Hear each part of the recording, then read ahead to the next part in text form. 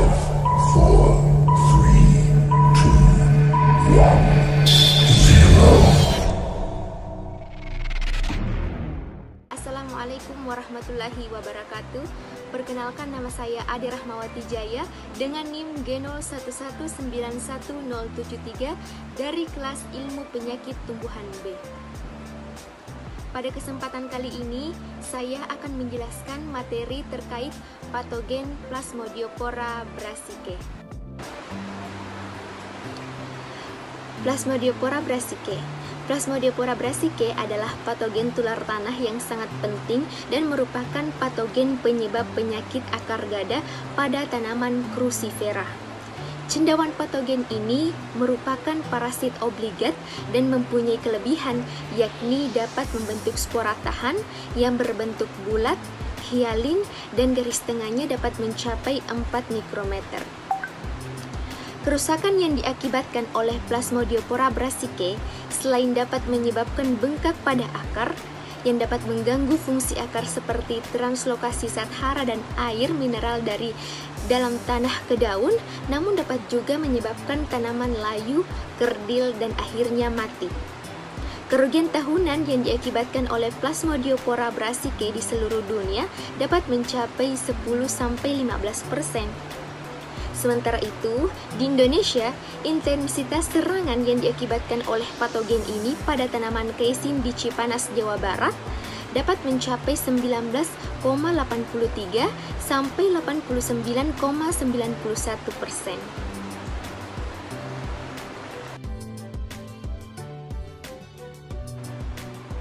Adapun klasifikasi dari Plasmodiopora brassicae: kingdom Protozoa, filum Plasmodioporomycota, kelas Plasmodioporomycetes, ordo Plasmodioporales, famili Plasmodioporaceae, genus Plasmodiopora, spesies Plasmodiopora brassicae. Cara infeksi Plasmodiopora brassicae. Cara infeksi Plasmodiopora brassicae itu dimulai dari spora istirahat yang berada di dalam tanah, berkecambah dan menghasilkan zoospora. Zoospora ini menyebar melalui tanah yang lembab dan menginfeksi tanaman inang melalui luka atau bintil-bintil akar. Plasmodium terbentuk dari bebelahan sel yang berbentuk mirip amuba.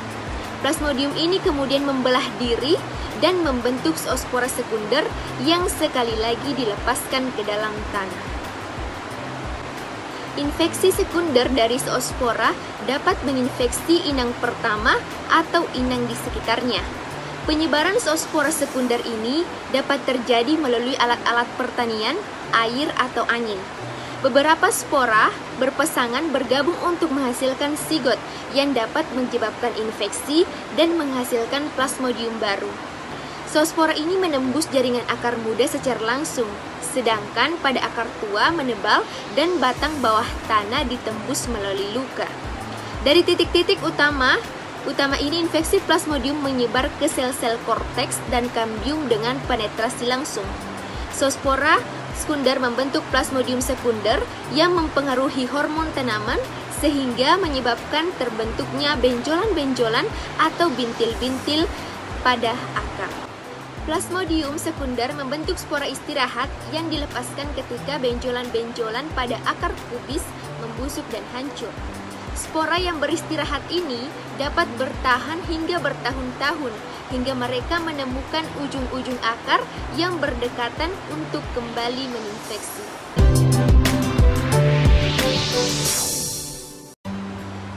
Selanjutnya, gejala serangan dari patogen Plasmodiopora brassicae. Tanaman yang terserang patogen akar gada itu tampak merana, daun-daunnya berwarna kelabu, dan lebih cepat layu dari daun yang biasa. Selain itu tentunya dapat mengganggu fungsi akar. Nah, peranan akar terhadap pertumbuhan tanaman itu sama pentingnya dengan tajuk. Sebagai gambaran, jika tajuk berfungsi untuk menyediakan karbohidrat dan energi melalui proses fotosintesis, maka akar berfungsi untuk menyediakan unsur hara dan air yang diperlukan dalam metabolisme tanaman. Gejala serangan yang diakibatkan oleh Plasmodiopora brassicae ini terbagi menjadi dua.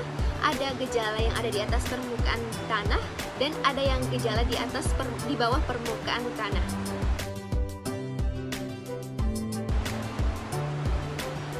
Gejala yang ada di atas permukaan tanah yaitu daun tanaman berwarna hijau pucat sampai kekeringan, terkulai dan layu pada siang hari, kadang-kadang segar kembali pada malam hari. Pada awal serangan, pertumbuhan tanaman masih normal, tetapi perlahan-lahan tanaman menjadi kerdil.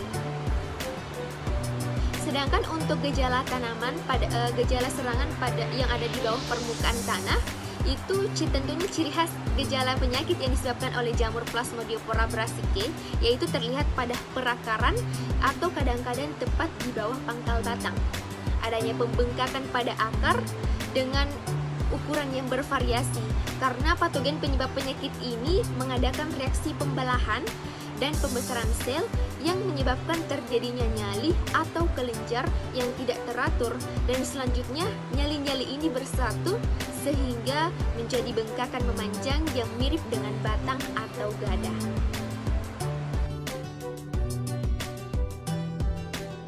Selanjutnya, siklus hidup dari patogen Plasmodiopora brassicae.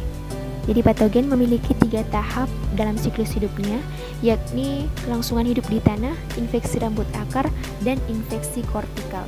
Inokulum primer terdiri dari spora istirahat tersebar dari jaringan inang busuk ke dalam tanah sekitarnya. Permukaan setiap spora istirahat ini ditutupi dengan duri.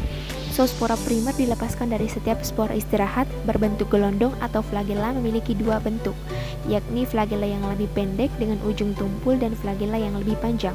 Ketika zoospora mencapai permukaan rambut akar, ia akan menembus dinding sel.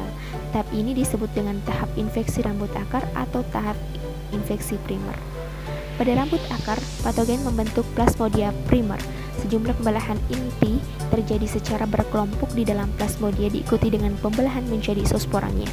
Zoosporanya membentuk kelompok di rambut akar dan kadang-kadang dalam sel-sel epidermis. Zoospora sekunder menembus jaringan kortikal, suatu proses yang disebut infeksi kortikal atau tahap infeksi sekunder. Di dalam sel yang terinfeksi, patogen berkembang menjadi plasmodia sekunder yang berproliferasi dan berhubungan dengan hipertrofi seluler, diikuti oleh pembentukan empedu di jaringan akar. Setelah beberapa pembelahan, plasmodia sekunder mengandung 2 inti pada tahap awal pertumbuhan dan kemudian berkembang menjadi plasmodia multinuklear.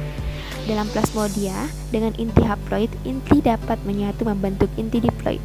Selanjutnya, pembelahan meiosis dapat terjadi pada plasmodia diploid yang selanjutnya menunjukkan bahwa plasmodia kembali ke dalam keadaan haploid lagi. Selama pembelahan kompleks ini, patogen menghasilkan spora istirahat dan meningkatkan keragaman genetiknya.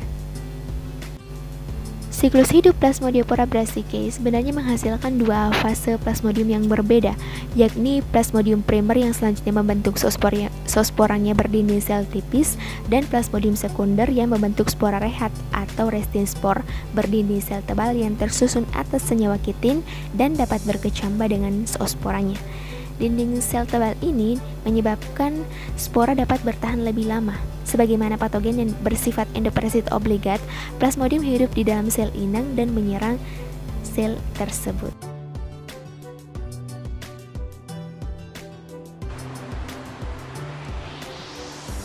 Cara penyebaran Plasmodiopora brassicae. Patogen tular tanah ini dapat terpencar di alam melalui tanah dengan berbagai cara atau perantara. Misalnya perlengkapan usaha tani, bibit pada saat pemindahan ke lapangan, hasil panen, air permukaan, angin, dan melalui pupuk kandang. Patogen juga dapat ditularkan oleh biji melalui kontaminasi permukaan biji dengan tanah yang terinfeksi. Selain itu, sejumlah tanaman crucifera liar dan beberapa tanaman inang lain yang rentan terhadap penyakit akar gada itu dapat menjadi tempat bertahan hidup patogen pada saat tanaman budidaya itu tidak ada. Perkembangan Plasmodiopora brassicae ini dipengaruhi oleh beberapa faktor lingkungan, yakni kelembapan tanah, suhu, intensitas cahaya, dan juga kemasaman tanah. Kelembapan tanah yang tinggi itu sangat cocok untuk perkecambahan spora istirahat, kemudian menginfeksi inangnya. Kemudian untuk suhu optimum untuk mengadakan infeksi dan perkembangan gejala adalah 20-25 derajat Celcius. Tanaman kubis lebih tahan terhadap infeksi Plasmodiopora brassicae pada lingkungan yang mempunyai intensitas cahaya rendah. Kemudian perkembangan Plasmodiopora brassicae ini sangat baik pada kondisi tanah masam, sedangkan pada tanah basah atau alkali yang pH-nya lebih dari 8 itu perkembangannya terhambat. Adapun jenis inang yang mampu infeksi Plasmodiopora brassicae. Tanaman kubis merupakan salah satu sayuran yang banyak dikonsumsi oleh masyarakat luas. Kubis sangat potensial untuk dikembangkan karena mengandung vitamin dan mineral yang sangat dibutuhkan oleh tubuh manusia. Produksi tanaman kubis banyak mengalami hambatan, antara lain adanya serangan berbagai hama dan patogen penyebab penyakit tumbuhan. Salah satu yang cukup serius adalah penyakit akar gada yang disebabkan oleh Plasmodiopora brassicae yang dapat menyebabkan bengkak pada akar. Selain pada tanaman kubis, Plasmodiopora brassicae ini dapat juga menyerang tanaman Lolium perenne, Agrotis stolonifer, Dectalis glomerata, dan juga Trifolium pratensis. Adapun cara pengendalian yang dapat dilakukan untuk mengendalikan patogen Plasmodiopora brassicae. Nah, tapi sebenarnya akar gada ini sulit dikendalikan karena patogennya itu dapat bertahan lama dalam tanah meskipun tanpa tanaman inang, sehingga perlu adanya pengembangan pengendalian yang bersifat berkelanjutan.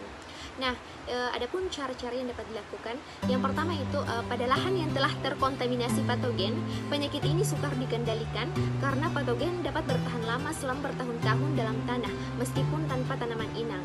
Oleh karena itu, tindakan pengendalian untuk disinfestasi patogen pada lahan terkontaminasi merupakan komponen penting dalam pengelolaan penyakit akar gada secara terpadu. Nah, salah satu teknik disinfestasi patogen pada lahan terkontaminasi adalah penanaman tanaman perangkap atau trap crop. Tanaman perangkap untuk pengendalian patogen itu diartikan sebagai tanaman yang rentan terhadap infeksi awal patogen, tetapi kemudian patogen itu tidak dapat menyelesaikan perkembangannya karena tanaman itu bersifat tahan atau dipanen sebelum patogen itu dapat menyelesaikan perkembangannya. Nah, salah satu yang dapat dijadikan sebagai tanaman perangkap yakni caesin atau Brassica sinensis itu dapat dijadikan sebagai tanaman perangkap dan sangat berpotensi sebagai tanaman perangkap patogen akar gada karena tanaman ini rentan terhadap patogen akar gada dan dapat dipanen pada umur 25 sampai 40 hari setelah sebar benih.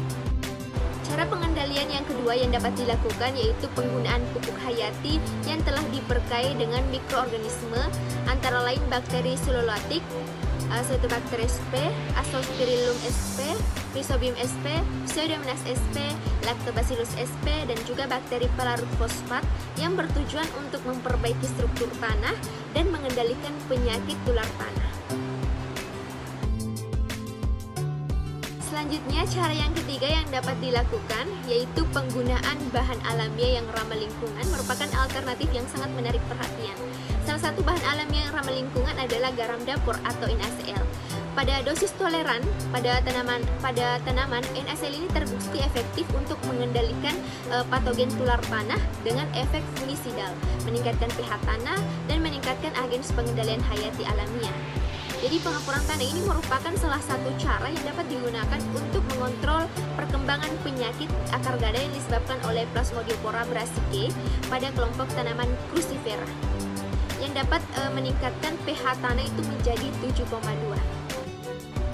Kemudian cara yang keempat yang dapat dilakukan untuk mengendalikan patogen Plasmodiopora brassicae yaitu eradikasi. Eradikasi sebenarnya bertujuan untuk mengurangi, membersihkan, dan memusnahkan inokulum yang telah ada pada lahan atau tanaman yang menjadi sumber inokulum atau membuat inokulum itu menjadi tidak aktif. Ada beberapa cara yang termasuk dalam eradikasi adalah pengendalian hayati, rotasi tanaman, pencabutan dan pemusnahan tanaman sakit, perlakuan panas, perlakuan kimia pada tanaman sakit, serta perlakuan tanah. Daftar pustaka. Jadi ini adalah sumber-sumber di mana saya mendapatkan materi yang telah saya jelaskan tadi terkait patogen Plasmodiopora brassicae. Jadi di sini saya menggunakan 10 sumber untuk menjelaskan materi tersebut. Sekian penjelasan materi dari saya terkait patogen Plasmodiopora brassicae. Mudah-mudahan dapat bermanfaat untuk kita semua. Lebih dan kurangnya mohon dimaafkan. Assalamualaikum warahmatullahi wabarakatuh.